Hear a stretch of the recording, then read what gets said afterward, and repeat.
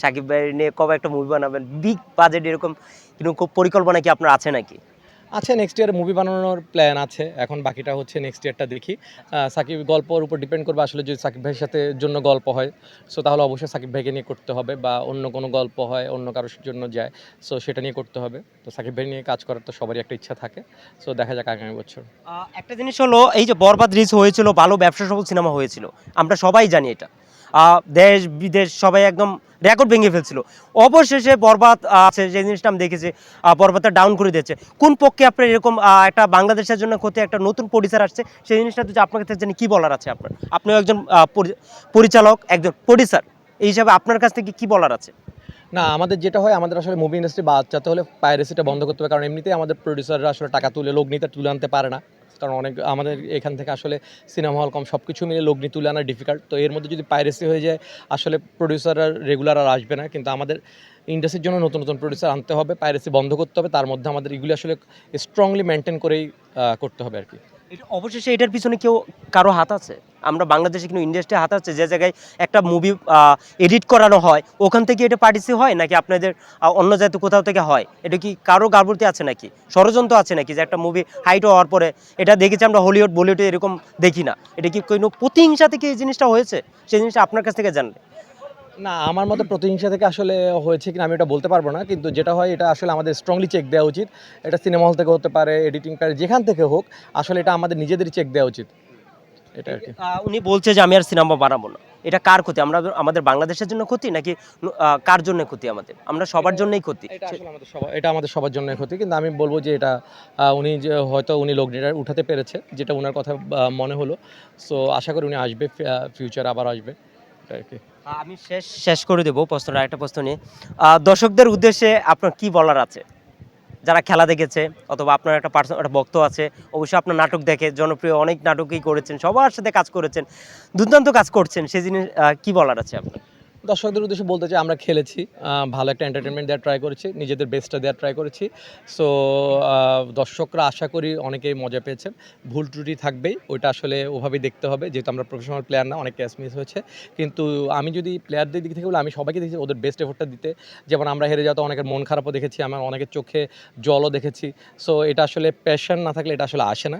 So আগামীবার আমরা আরও better একটা গেম উপহার দেবো। এটাই প্রথম আমাদের সেলিব্রিটিতে ক্রিকেট বলে, প্রথম কাঠের বল আমরা যেটা বলি ক্রিকেট বলে। সো নেক্সট টাইম, এটা প্রথমবার যেহেতু অনেক ভুল ত্রুটি ছিল, নেক্সট টাইম এগুলি কাটিয়ে আসবে সবাই, আশা করি। আপনার সব থেকে বড় নাটক কোনটা, ব্যবসা সফল নাটক কোনটা এখনো মনে আছে, দর্শকের কানে কানে রেখেছে, মনে মনে রেখেছে, সেই জিনিসটা আপনার কাছ থেকে জানবো।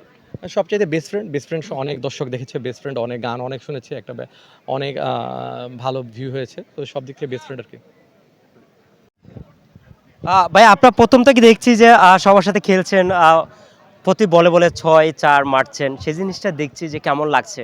প্রথম প্রশ্ন আমরা নিলাম, পরে দ্বিতীয় প্রশ্ন যাচ্ছি। আমার টিম আজকে খুব ভালো খেলেও হেরে গেল।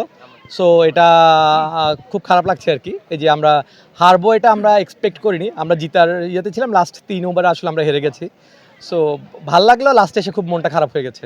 এই যে আপনার যখন দেখেছে যে ব্যাটিংও দুর্দান্ত ব্যাটিং করছে, বোলিংও দুর্দান্ত করছে, অবশেষে হেরে হেরে গেলেন, যে জিনিসটা কেমন লাগছে সেই জিনিসটা আপনার কাছ থেকে জানি। একটু খারাপ লাগছে মনের ভিতরে, এটা বাড়ি দিচ্ছে যে আপনার উৎসাহ করে মাঠে আসছেন যে আমরা জিতবো অথবা কাপ নিব, সেই জিনিসটা আপনার কাছ থেকে জানলে কি বলবে? না, ব্যাপারটা তো আসলে খারাপ লাগছে। আর এই একটা জিনিস ভালো যে এটা খুব বোলিং ব্যাটিং দুই দলে ভালো হয়েছে, একটা টাফ কম্পিটিশন হয়েছে আজকে।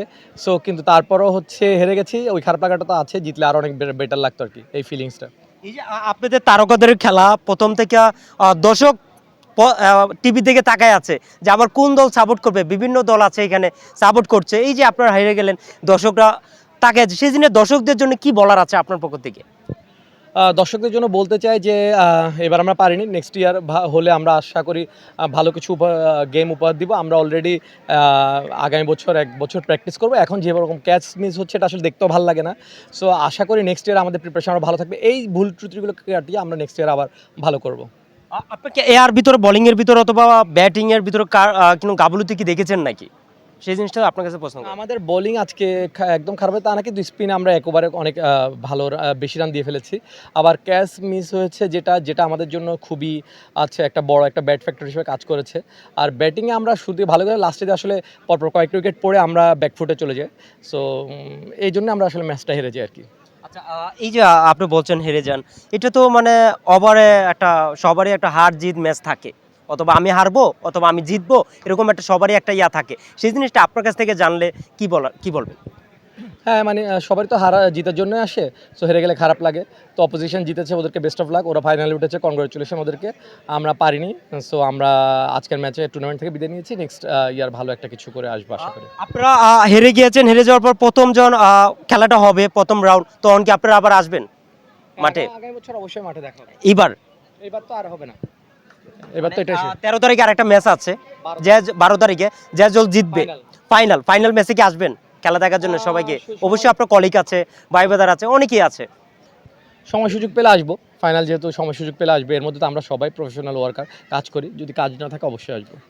আমরা তো জানি যে সামনে কি নিয়ে আসছেন, বিভিন্ন ঈদে তো আপনার কুরবানিতে অনেক নাটক নিয়ে আসছে, অনেকে ওটিটি নিয়ে আসছে, সিনেমা নিয়ে আসছে। আপনি ঈদে কোন কাজটা আসছে আপনার? কমেতে আমার একটা নাটক আসবে সুলতান এন্টারটেনমেন্ট আসবে আশা করি।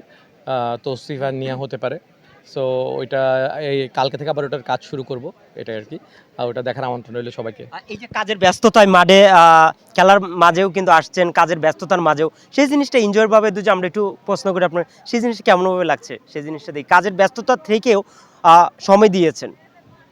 এটা ভাল লাগা কাজ করে যে কাজের ব্যস্ততার মাঝে আবার আসলাম। এটা একটা এন্টারটেনমেন্ট হলো যে কাজে যে আমরা যে একটানা কাজ করি সেটার একটা বোরিংনেস থাকে, সেটা কেটে গেল।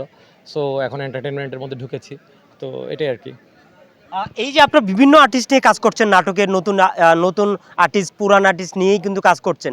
এই যে প্রতিটা নতুন আর্টিস্ট নিয়ে কাজ করার পর আমরা দেখি যে স্ক্রিপ্টের ভিতরে যেটা একটা অনেকের ভুল থাকে, স্ক্রিপ্টের ভিতরে, নাটকের ভিতরে ভুল থাকে, মুভিতেও ভুল থাকে। সেই নিয়ে কেমনে নতুন আর্টিস্ট নিয়ে কাজ করা কেমনে সম্ভব হয়? নতুন আর্টিস্ট একটু ডিফিকাল্ট শিখাতে হয়, কিন্তু নতুন আর্টিস্ট তো তুলতে হবে। নতুন আর্টিস্ট না আসলে ইন্ডাস্ট্রি আসলে রান করা যাবে না। কারণ হচ্ছে সিনিয়ররা আস্তে আস্তে অনেকেই অবসর নেয় বা সিনিয়ররা আস্তে আস্তে কাজ কমিয়ে দেয়, নতুনদেরকে দিয়ে আবার শুরু করতে হয়। সো এটা যারা ডিরেক্টর আছে, যারা প্রডিউসার আছে, যারা প্রোডাকশন হাউস আছে, ওদেরকে আসলে এটা করতে হয় আর কি, মিডিয়া রানিং থাকার জন্য।